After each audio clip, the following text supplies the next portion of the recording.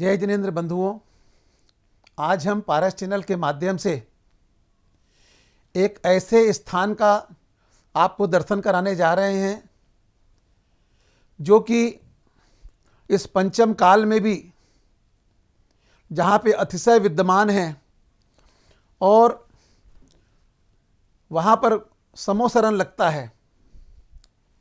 झांसी जिले के अंतर्गत झांसी से 120 किलोमीटर दूर एक छोटा सा गांव है और जिस गांव का नाम है तोड़ी फतेहपुर। उस तोड़ी फतेहपुर में हर माह के कृष्ण पक्ष में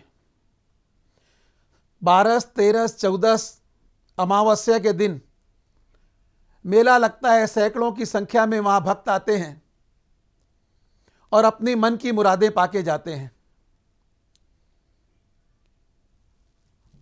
आज भी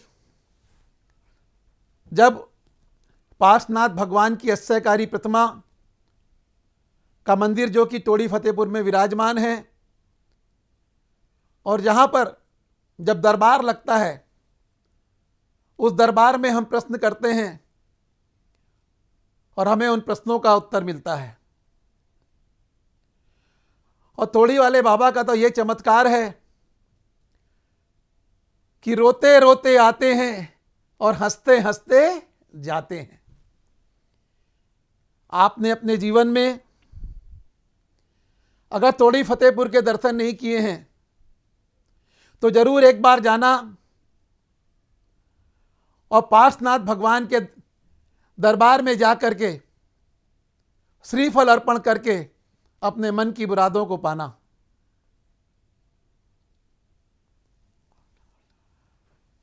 एक ऐसा दरबार जहां सब बीमार व्यक्ति आता है वो स्वस्थ होके जाता है, जो लंगड़ा के आता है वो चल के जाता है। कहते हैं किसी का कैंसर ठीक हो रहा है,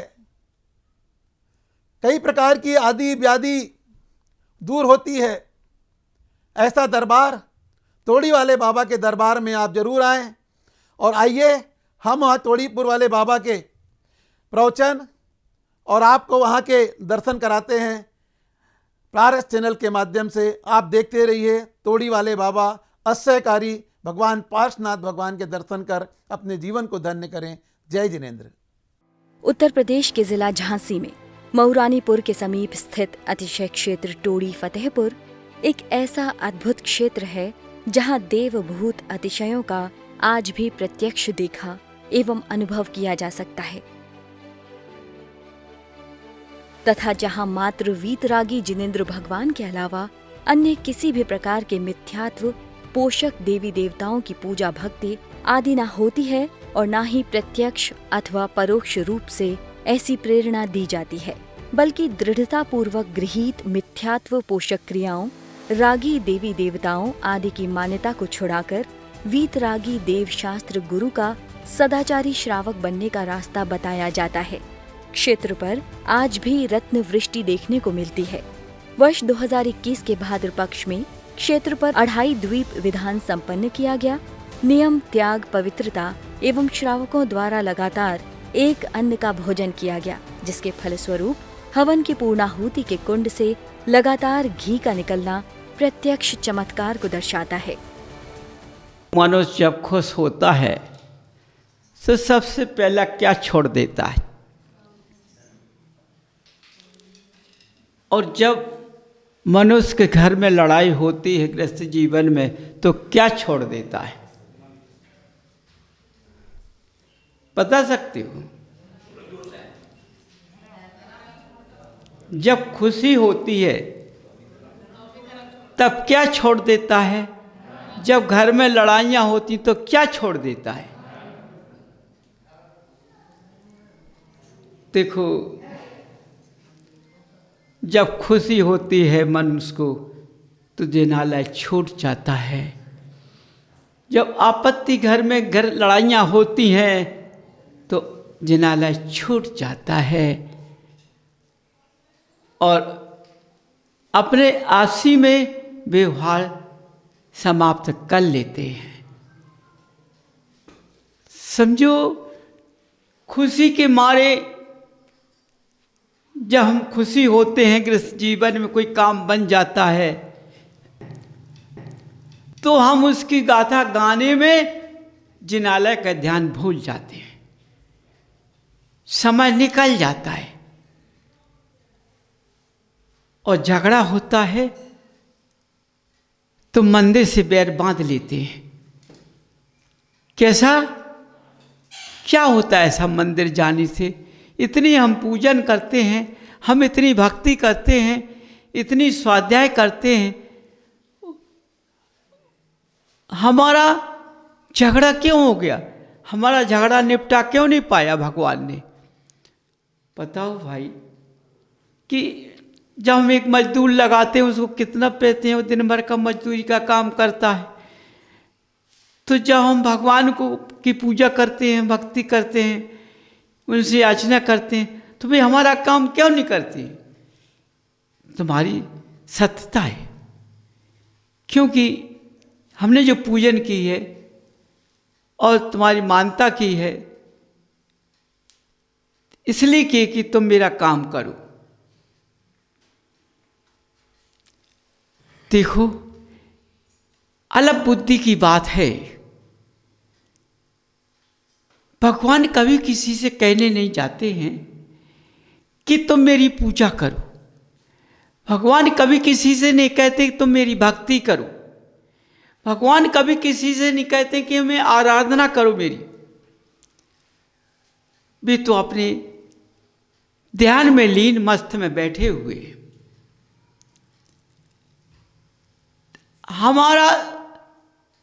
हमने जिस कुल में जन्म लिया है, ये मेरे कुल देवता बोलते हैं,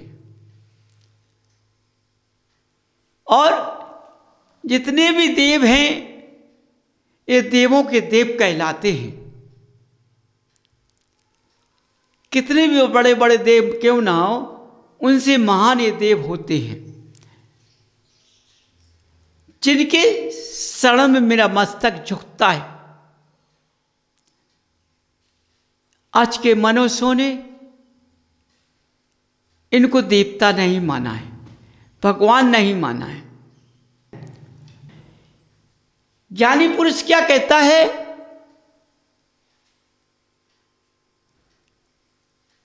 भगवान किसी का कुछ करते हैं ना कुछ धरते हैं। ये तो अपना कर्तव्य है कि हम उनकी पूजन करें, उनको भक्ति करें। ये तो मेरा लेख है, करना चाहिए। लेकिन जब हम पर आपत्ति पड़ती है तो उसका उपचार भी करना चाहिए। बंधुओं, जब मनुष्य पे आपत्तियां आती हैं, शरीर पे बीमारी आ जाती है, तो उपचार करता है मनुष्य, लेकिन उसकी बीमारी नहीं जाती है। वो चारों तरफ से भटक जाता है।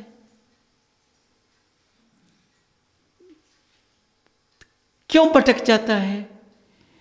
देखो बंधुओं, जब तक पुद्गल में जीव रहता है, जब तक ये पुद्गल चलता हुआ दिखाई देता है, जहां जहां भगवान का वास होता है, जिन मनुष्यों के अंदर भगवान का वास जुड़ा हुआ होता है, जब तक उस मनुष्य को कोई कुछ कर नहीं पाता है। जहां से भगवान का अंश छूट जाता है, वह मनुष्य धराशायी हो जाता है, इस भूमि पर नहीं रहता है। समझो, आपत्तियों से फंस के निकल जाता है।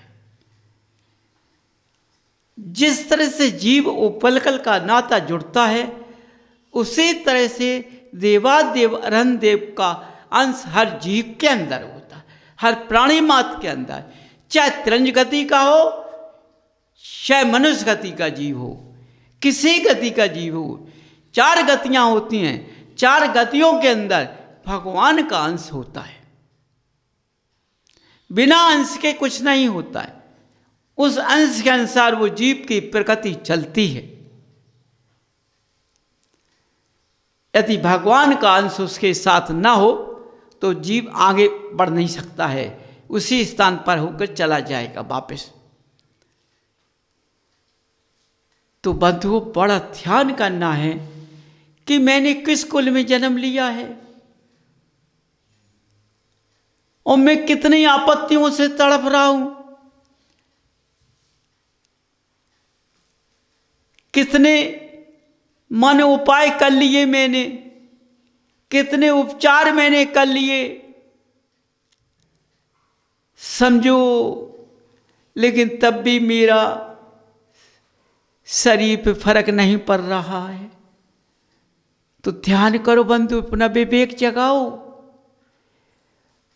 अपना विवेक जगाओ कि मैं उपचार तो सब कर रहा हूं, लेकिन जिस कुल में मैंने जन्म लिया है उस कुल की क्रिया को भूल गया हूं मैं।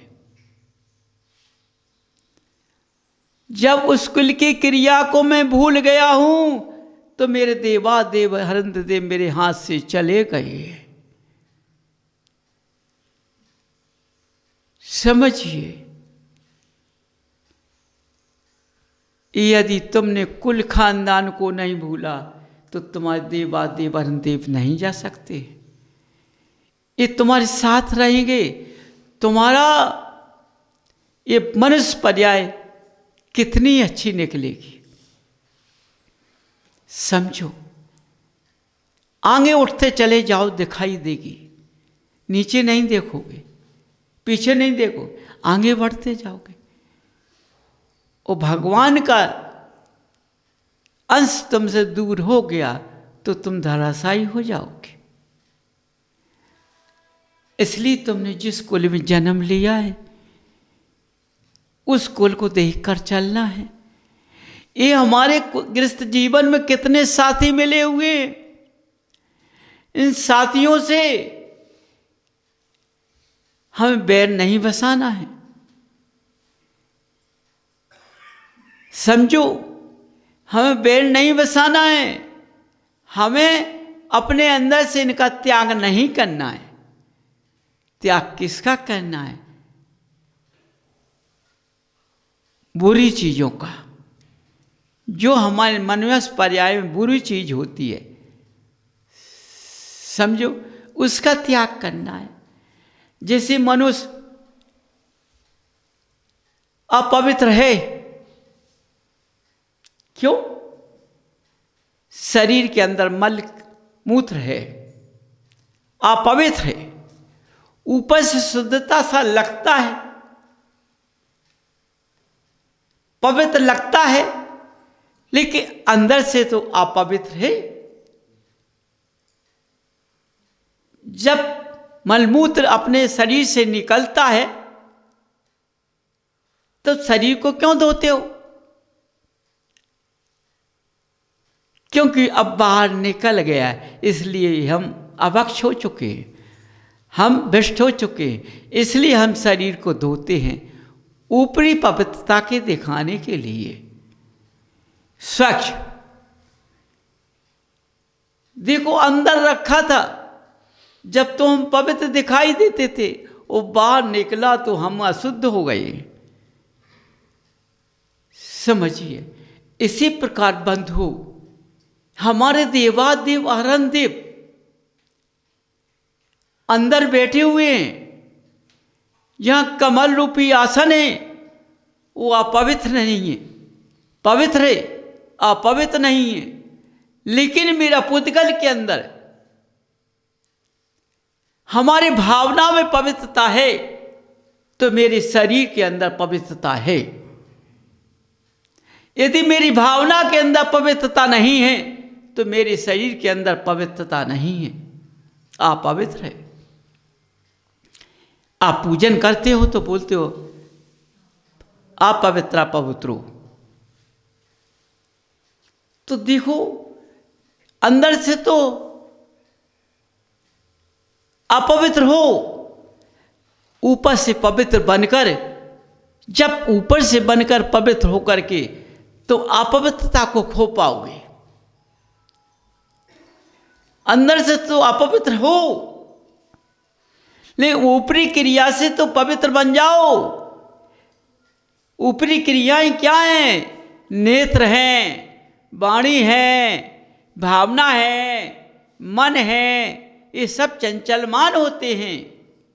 इंद्रियों का भोग है, ये ऊपरी क्रियाएं हैं सब। इन क्रियाओं को अपने बंधस में रखना है। समझो बंधुओं, देखो बड़े ध्यान से सुनना, क्योंकि एक ही शब्द चला जाता है तो सारे पृष्ठ के उत्तर चले जाते हैं। समझिए, पुद्गल तो मजबूत दिखता है लेकिन बहुत मुलायम है, क्योंकि जरा कि शरीर के अंदर कष्ट होता है तो लुझापन आ जाता है, माने शरीर नीचे गिर जाता है, तड़प मच जाती है।